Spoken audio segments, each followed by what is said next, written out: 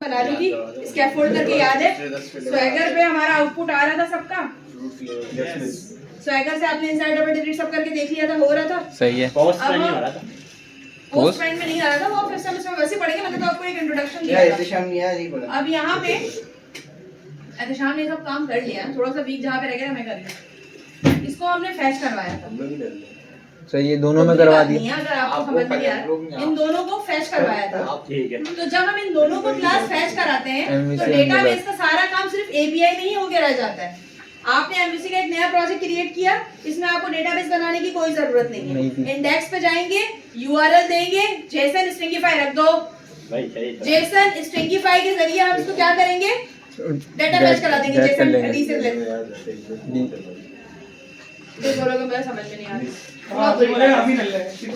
D serialised और serialised में काम। इन लोगों ने इमेज वाला भी काम कर लिया, वैसे तुम तीनों की वजह से ही समझा रही हूँ दोबारा। ये तुम लोग कैसे बना, इन्होंने पूरे इमेज का काम कर लिया है।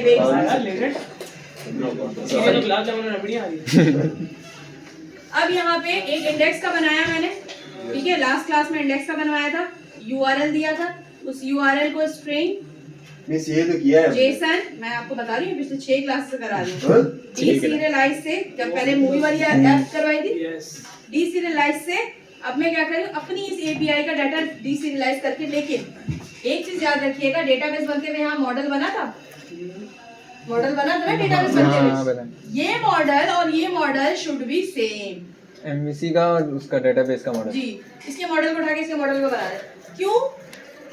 क्योंकि ये जो मॉडल है ना हमारा, ये बताता है कि डाटा फिल्टर करना है, जैसे उसमें बनाया वैसे एपीआई का यूआरएल उठा के बस इसमें सिर्फ डेटाबेस नहीं करना, इसमें सिर्फ मॉडल बनेगा, बस मॉडल करना है। कोई स्कैफोल्ड वाली कमांड शमांड नहीं चलानी, सिर्फ मॉडल करना है। मॉडल बनेगा एमवीसी। समझ में आ गई ये चीज? मॉडल क्यों बनेगा? ताकि एमवीसी है ना, उसको बताएगा कि एपीआई से कौन कौन सा डाटा लेना है आपने।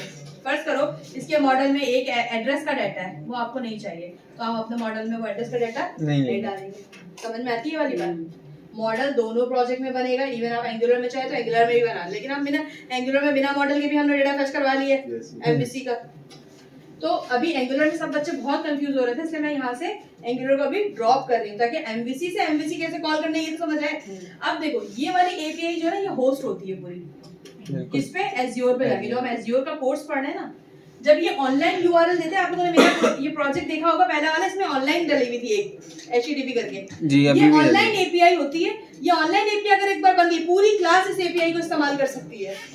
फायदा समझ आया इसका? होस्टेड है ना ये, इसी वजह से। एक बंदा यूएसए में बैठा हुआ है, एक बंदा इंडिया में बैठा हुआ है, दोनों इसकी एपीआई को इस्तेमाल कर रहे हैं।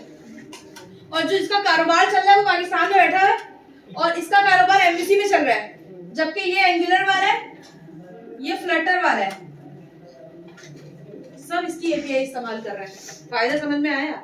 सबके सिर्फ मेथड्स अलग अलग हैं कॉल कराने के। कॉल भी हो सकता है, क्रिएट भी हो सकता है, एडिट भी हो सकता है और डिलीट। तो ऐसे तो कोई भी किसी की एपीआई का यूआरएल उठा सकता है? कोई भी नहीं उठाता, ये एपीआई का यूआरएल हम देते हैं, ऐसे किसी को नहीं पता चलता। तुम्हें पता है j.k एपीआई का यूआरएल क्या है?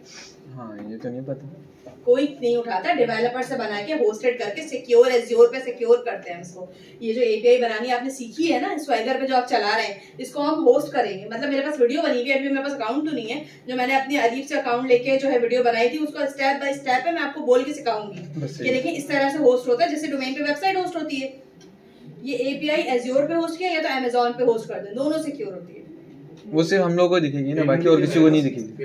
पेमेंट है ना, तभी तो उसके मैंने सिर्फ वीडियो बनाने के लिए कि मैं हर बैच में पढ़ा सकूं $14 का है। अब मुझे बुरा लग रहा है उससे बार बार लेना, $14 करना, वो मुझसे पैसे थोड़ी लेगा। लेकिन एक चीज शर्मिंदगी वाली बात है, तो उसको उस एपटेक वाले दे नहीं देते, तो मैंने वन टाइम पे एरिप के अकाउंट से पूरी वीडियो बना ली, डेटाबेस कैसे डालते हैं, होस्टिंग कैसे होती है, रोक रोक के मैं आपको सिखा भी दूंगी और वो वीडियो शेयर भी कर दूंगी मैं आप लोगों से। बेहतरीन, ठीक है? ये एपीआई बन गई। ये एपीआई का यूआरएल आपको स्वैगर देता है, इसको यहाँ पे इस्तेमाल करना है एमवीसी में, एंगुलर में, फ्लटर में। यही हम सीख रहे थे ना बहुत दिनों से, हमने ये बनानी भी सीख ली। अब यहाँ पे हमने क्रिएट कर इंसर्ट इंडेक्स वाला सीख लिया। अब यहाँ से मैं क्रिएट करूंगी, यानी कि यहाँ से जो डाटा मैं इस फॉर्म में दूंगी वो डाटा कहाँ जाएगा, इसके डेटाबेस। हाँ यहाँ से जो दूंगी वो भी जाएगा, यहाँ से दूंगी वो भी जाएगा। लेकिन अभी हम फिलहाल ये नहीं पढ़े, हम सिर्फ एक जगह पे ही करना सीख रहे हैं।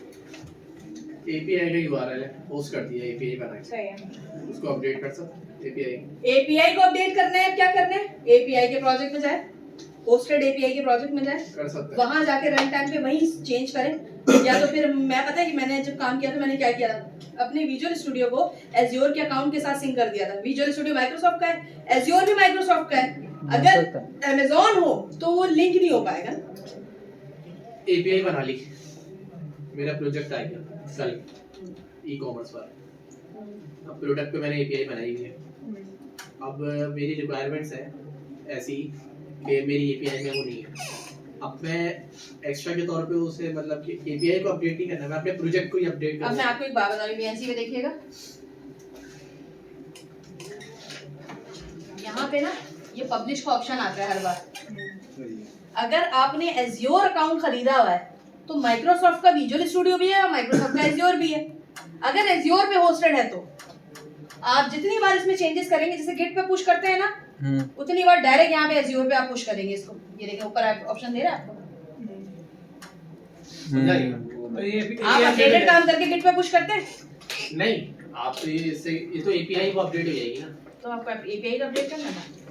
मैं एपीआई को नहीं छेड़ रहा हूँ। ये बोल रहे हैं क्या नाम है, मैं जो Project- काम करूंगा ना प्रोजेक्ट जो आएगा उसको मैं अपडेट एपीआई करूंगा। बनी हुई है, एपीआई बनी हुई बन है, गई। एपीआई मैंने फैच करानी है, करनी है। सही है, लेकिन कुछ कॉलम्स हैं प्रोडक्ट की टेबल की, कुछ कॉलम्स हैं जो एपीआई में मेरे नहीं है। हाँ, ये चीज हमेशा याद रखिएगा ये कि एक चीज जो मैंडेटरी होती है, वो मैंडेटरी चीज ये है कि आपको एपीआई एक रोड मैप के तौर पे दी गई है।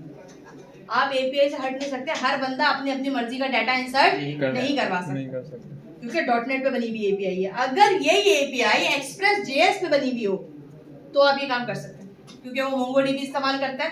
मोंगोडीबी नो एसक्यूएल है, ये माइक्रोसॉफ्ट एसक्यूएल है, इसमें ऐड कॉलम ऐड नहीं हो सकते डेटाबेस में। मैंने बताया था फायरबेस और नो एसक्यूएल में क्या फायदा होता है, रन टाइम पे कॉलम ऐड हो जाता है।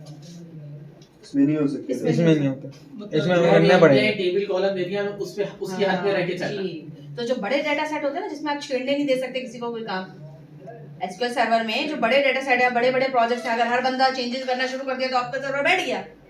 समझ आई? फार्मास्यूटिकल कंपनी है, 10 तरह के डिपार्टमेंट बने हुए उसमें, तो आप किसी को राइट देंगे कि वो आप कॉलम एडिट अपडेट एक्स्ट्रा करें? तो बेहतर ये जब आप एपीआई बना रहे हो तो आप तरह तरह के कॉलम्स ऐड कर दो, मतलब कि तो तरह तरह के कॉलम्स भी, लेकिन अपने सिनेरियो में, वरना एपीआई वाला डेवलपर इसमें चेंजेस करेगा, ये बताएगा इसको चलो कर लो, वो मिल जाएगी, इसको रिस्ट्रिक्शन हट जाएगी। ये एपीआई का जो डेवलपर बैठा है ना डॉटनेट का, ये चेंजेस करेगा, तभी तो एपीआई के डॉटनेट के डेवलपर हायर करके रखते हैं। सिक्योर बहुत ज्यादा है ये, हर कोई अपनी मर्जी से चेंजेस नहीं कर सकता। बड़े प्रोजेक्ट्स पर डेवलप होते हैं, इवन अब तो माइक्रो सर्विसेज के जरिए एपीआई का इस्तेमाल होता है। अभी तो आप नॉर्मल कोड के जरिए कर रहे हैं ना, लोग अब माइक्रो सर्विसेज करते हैं ताकि इजीली एग्जीक्यूट हो सके। अब ये वाले प्रोजेक्ट मैं कह रही हूँ, यहाँ से मैं डेटा भेजूं, यहाँ आए एपीआई के अंदर, फायदा क्या है? एपीआई बन गई, एमबीसी से ही एमबीसी में आ रहा है मिस नहीं, यहाँ से जैसे आ रहा है ना, वो डिफरेंट प्लेटफॉर्म से भी आ सकता है।